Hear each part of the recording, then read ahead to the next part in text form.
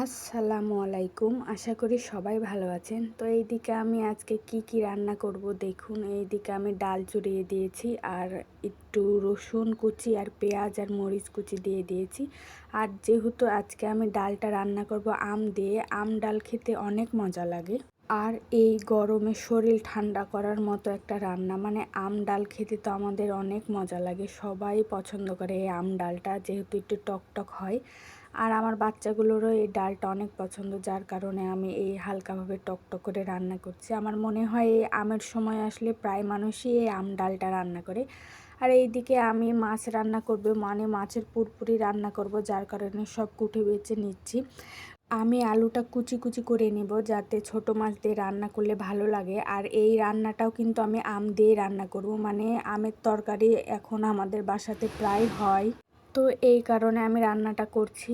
আর এই তো সব কুটে বেছে রান্নাটা করলে রান্নাটাও তাড়াতাড়ি হয়ে যায়।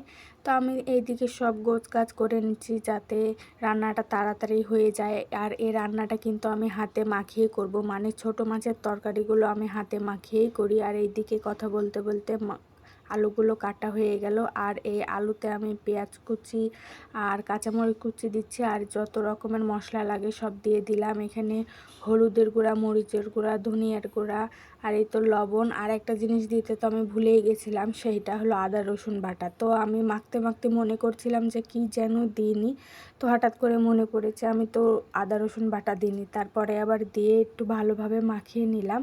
আর এই মাছগুলো এত পরিমাণে মজা লাগে, আমার তো মনে হয় সকলেরই এই মাছটা অনেক মজা লাগে।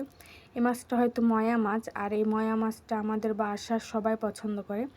আর মাছগুলো এত সুন্দর টাটকা ছিল, নদীর মাছ। তো আমি সব কিছু হালকাভাবে মাখিয়ে নিচ্ছি, যেহেতু মাছ দেওয়ার পরে বেশি মাখানো যাবে না, কারণ মাছগুলো নরম হয়ে গেছে, বেশি মাখালে ভেঙে যাবে। আর এই তো আমি উপর দিয়ে একটু আম দিয়ে দিলাম, বেশি আম দেবো না কারণ আমগুলো অনেক টক। আর এইদিকে আমার ডাল সিদ্ধ হয়ে গেছে, তো ডালের ভিতরে একটু হলুদ আর সামান্য পরিমাণে লবণ, মানে পরিমাণ মতো লবণ দিয়ে ভালোভাবে ঘুটে নিচ্ছি। আর ডালটা আমার অনেক ভালো হয় রান্নাটা, সবাই বলে। তো এই তো আমি পানি দিয়ে দিলাম, মানে ডালের ঝোলটা দিয়ে দিলাম, আর আমটাও দিয়ে দিলাম। এখন বলক ওঠা বাকি। আর এই তো আমের বলক উঠে গেছে, এখন আমি বাগার দেব। আর এইখানে রসুন কুচি, পেঁয়াজ কুচি আর শুকনো মরিচ, আর এইখানে আমি দিলাম গোটা জিরা আর পাঁচফোড়ন।